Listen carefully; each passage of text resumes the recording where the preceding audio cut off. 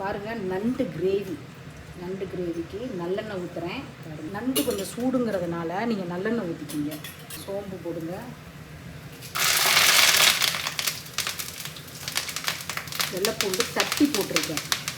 பாருங்கள், வெள்ளைப்பூண்டு கொஞ்சம் வணங்கினே அப்புறம் வெங்காயம் போட்டுக்கலாம். கொஞ்சம் மஞ்சத்தூள் போட்டுருங்க. கொஞ்சம் அந்த வாசம் வர்ற வரைக்கும் வெள்ளைப்பூண்டை வதக்கிடுங்க. இது ஒரு ஃப்ளேவர் நல்லா இருக்குங்க நண்டுக்கு. வெங்காயம் பாருங்கள், சின்ன வெங்காயம் நிறைய போடுங்க. அப்போ தான் நல்லாயிருக்கும். அதான் நம்மளுக்கு கிரேவிக்கே.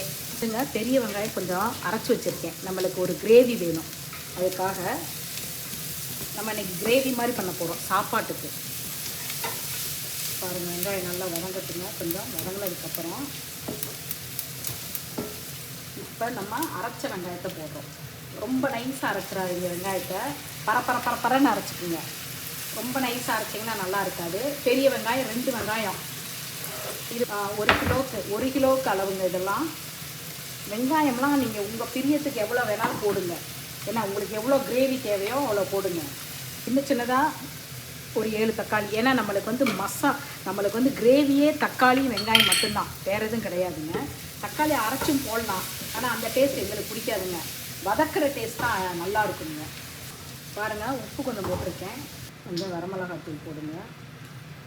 உங்களுக்கு எவ்வளோ காரம் தேவையோ அந்த அளவுக்கு போடுங்க. ரொம்ப வீட்டிலே எல்லா ஸ்பைசஸும் போட்டு அரைச்ச கறி மசாலா தூள் கொஞ்சம் போடுறோங்க. மொத்தத்துக்கு 1 ஸ்பூன் தான் போட்டிருக்கேனுங்க. அப்படின்னா நண்டு கழுவி வச்சுருக்கோம், எடுத்து போட போகிறோம். நண்டை கொஞ்சம் சிரமமாக தான் இருக்குங்க நண்டு பரட்டுறது. மெதுவாக பரட்டுங்க. அதான் நல்ல பெரிய அகலமான பாத்திரங்கள் வச்சுக்கிட்டிங்கன்னா நல்லாயிருக்கும். உங்களுக்கு பரட்டுறதுக்கு வைக்கிறதுக்கு நல்லாயிருக்கும். பாருங்கள், நல்லா மெதுவாக பரட்டுங்க. இந்த கையும் தெரியாது, மறைச்சிக்கிட்டுங்க.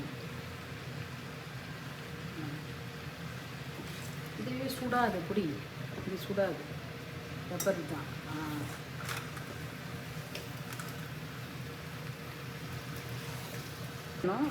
நண்டு வேகணும். ஊற்றி எல்லாத்தையும் ஊற்றி வேகட்டங்க.